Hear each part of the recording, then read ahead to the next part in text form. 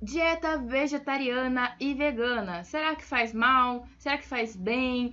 O que vocês acham sobre isso? Vamos entender aquela história da vitamina B12 que o pessoal fala por aí e sem mais delongas, bora lá! Muitas pessoas estão me perguntando aqui no canal, já me perguntaram em relação às dietas vegetarianas, veganas, o que eu posso falar em relação a isso? Bem, é um tema que não dá para fugir. As pessoas estão cada vez mais adquirindo essas dietas, certo? Por N motivos, tanto pelos animais, porque não querem consumir a carne de animais, o aumento da defesa pelos animais começou a se estender para além dos gatos e cachorros, enfim, e também por uma questão ecológica, né? Para obter a carne, pera lá, eu tenho que desmatar grandes áreas para colocar o gado, eu tenho que desmatar para plantar a soja para fazer a ração. Outra coisa, uma questão financeira.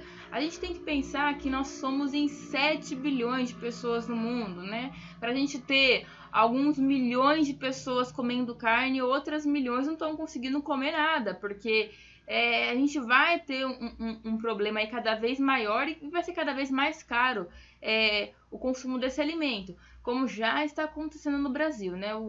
Atualmente o preço da carne aumentou, então cada vez mais vai ser difícil para as pessoas consumirem esse produto. Mas o tema de hoje é em relação, seja qual o motivo que as pessoas escolhem essa dieta, isso está acontecendo, as pessoas deixam de comer carne e agora a gente vai tratar se isso pode causar mal ou não. O tema seria agora mais sobre a vitamina B12. Então, os médicos, os nutricionistas ficam preocupados com isso, pedem para dosar. Por quê? Eu vou trazer um livro para você, um trechinho aqui do Harrison, tá? Que é um livro muito importante para medicina, um livro base, né? Um dos. Então, vejam só. A cobalamina, que é a vitamina B12, ela é sintetizada unicamente por micro-organismos. Os ruminantes, né, têm a partir do intestino proximal, porém para nós humanos são os alimentos de origem animal. Mas calma que nem tudo está perdido, né? Aí o que acontece? Carne, peixe e laticínio, só que em menor quantidade do que em relação à carne, principalmente carne vermelha e peixe. Agora, legumes, verduras, frutas que não têm origem animal não contêm vitamina B12, a menos que estejam contaminados por bactérias. Então, isso é um ponto, tá? Não dá para conseguir ter uma dieta adequada de vitamina B12 sem comer produtos derivados, tá? De animais. Bom, outra coisa, uma coisa interessante. Mas será que quanto que é necessário ingerir essa vitamina? Ó, vejam só. Normalmente, as dietas ocidentais, elas consomem, então, de 5 a 30 microgramas de vitamina B12 por dia. As nossas perdas diárias, né, são de 1 a 3 microgramas, que seria 0,1 da nossa reserva corporal, muito pouco, certo? E as necessidades diárias também são de 1 a 3 microgramas. Agora, o que é interessante é que nós temos reserva de vitamina B12, porque a gente consome diariamente muito, a gente consome, o nosso corpo consome, não que a gente se alimenta, tá? Então, o nosso corpo utiliza a cobalamina, né, de 1 a 3 microgramas, e a gente perde também microgramas. Porém, armazenamos de 2 a 3 miligramas, ou seja, demora de 3 a 4 anos se o fornecimento for completamente abolido. Então, o primeiro ponto aqui desse vídeo comecei a dieta vegetariana hoje, vegana hoje, já vou ter que fazer reposição de vitamina B12? Não necessariamente, vai depender, né, da sua reserva. Então, uma coisa que eu queria desmistificar, que não é só o vegetariano e o vegano que tem falta de vitamina B12, porque a gente tem que pensar em como que funciona a absorção dessa vitamina no nosso organismo. Então, primeiramente, consumir a vitamina B12, ela vai se juntar com o fator intrínseco. O fator intrínseco é produzido pelas células parietais lá do meu estômago. Então, veja só, pessoas que tomam omeprazol, pessoas que fizeram cirurgia bariátrica, esse fator intrínseco lá do nosso estômago também vai junto com ácido.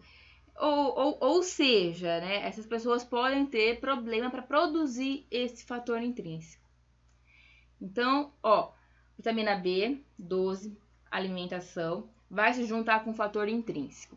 Aí, esses dois vão se juntar com a cubilina, isso, que é um receptor lá do intestino.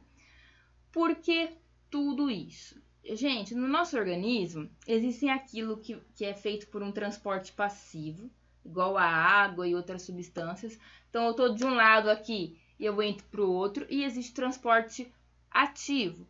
Então, eu estou no meu estômago, aliás, estou no meu intestino, naturalmente a vitamina B ela não vai passar, ela não vai ser absorvida.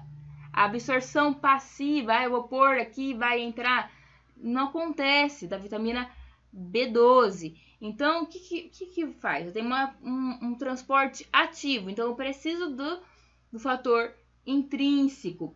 E aí, esses motivos que eu falei, por exemplo, pessoas que tomam omeprazol há muito tempo, que tem um problema lá, não vai ter acidez suficiente no estômago, não vai conseguir também extrair essa vitamina B12 das carnes, porque não tem acidez suficiente para quebrar as proteínas ali também.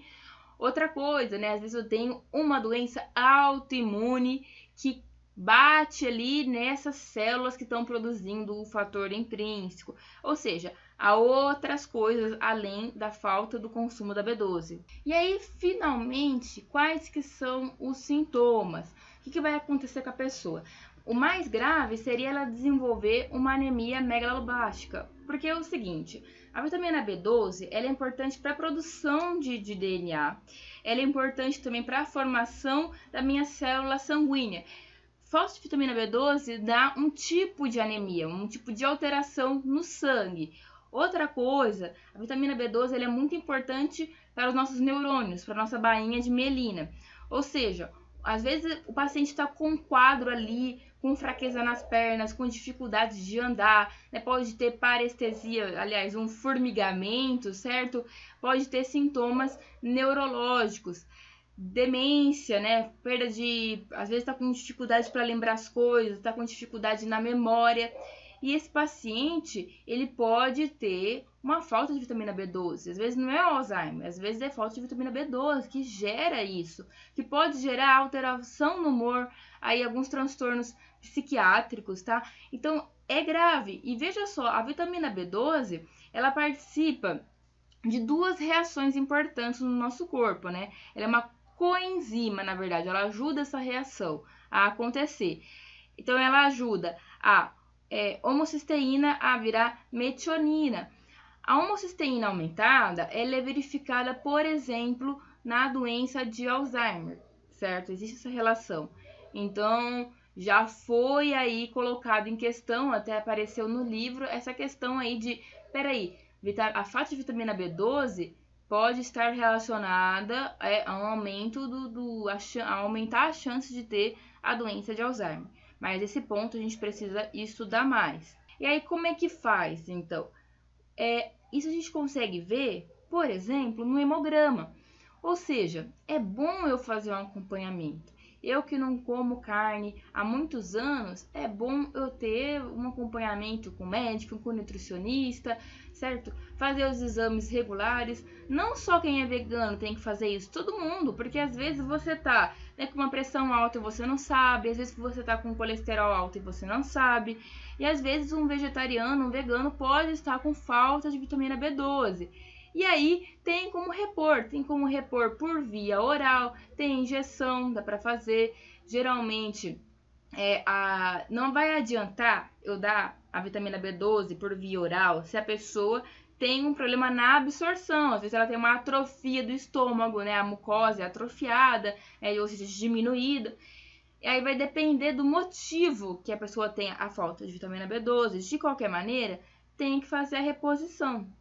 Muitos médicos acabam passando a metilcobalamina, que seria a parte ativa, né, substância ativa da vitamina B12, por sublingual, enfim. De qualquer maneira, então, cuidem disso, tá? Façam a reposição para evitar quaisquer outros problemas. Muitas vezes eu acho que os vegetarianos e os veganos também têm uma certa, às vezes, raiva, porque vira o outro, mas como que você come? Não dá para ser saudável assim, né? Então vamos ter calma, porque às vezes quem tá levantando o dedo para um vegetariano, para um vegano, tá comendo um monte de porcaria, um monte de gordura, sabe, tá com colesterol super alto e tá querendo falar que o problema da saúde são os vegetarianos e veganos. Então, não é bem por aí. Outra coisa é, não como carne, vou me atolar de doce. Então, a gente tem muito vegetariano que tá ficando obeso, né?